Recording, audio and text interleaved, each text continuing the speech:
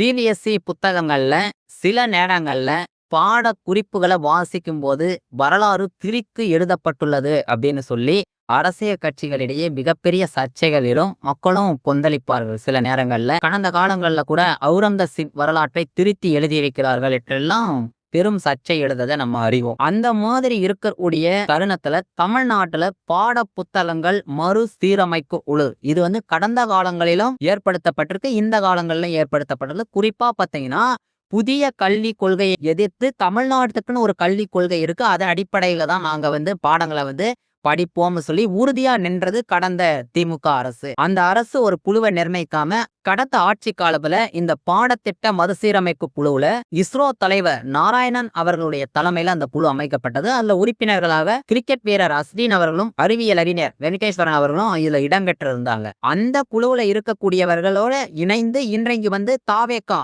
மறுசீரமைத்திற்கு அது ஏற்கனவே பரிந்துரைகளை அனுப்பி 1 முதல் 3ஆம் வகுப்பு வரை அந்த குழு அனுப்பிய பரிந்துரைகளின் அடிப்படையில பாடத்திட்டங்கள் மறுசீரமைக்கப்பட்டது. இன்றைக்கும் அந்த பாடங்கள் தான் விநியோகிக்கப்பட்டு அந்த மாணவர்கள் படித்து வராங்க. இப்ப தாவேகா அரசு பொறுப்பேற்றதும் அந்த குழு மறுசீரமைக்கப்பட்டிருக்கு. அதனுடைய தலைவராக முன்னாள் இஸ்ரோ தலைவர் மைசாலி அண்ணாதுரை அவர்கள் நியமிக்கப்பட்டிருக்கிறாரு. இது பொதுமக்களிடையே மிகப்பெரிய வரவேற்பை பெற்றிருக்கிறது என்றே சொல்லலாம். ஏன் அப்படின்னா மைசாலி அண்ணாதுரை அவர்கள் ஒரு சயின்டிஸ்டா மட்டும் இல்லாம மாணவர்களிடையே கலந்துரையாடக்கூடிய ஆற்றல் பெற்றவர்.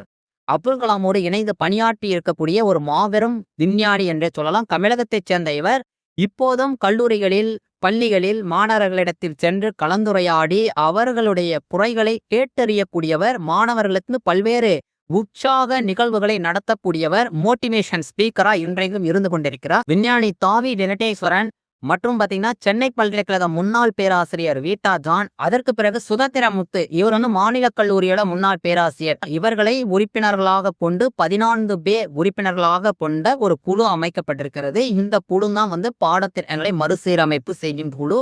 இந்த குழு கொடுக்கிற பரிந்துரைகளின் அடிப்படையில 4ஆம் வகுப்பு முதல் 12ஆம் வகுப்பு வரை பாடத்திட்டங்கள் முழுமையாக மாற்றியமைக்கப்படும் என்று சொல்லப்பட்டிருக்கிறது.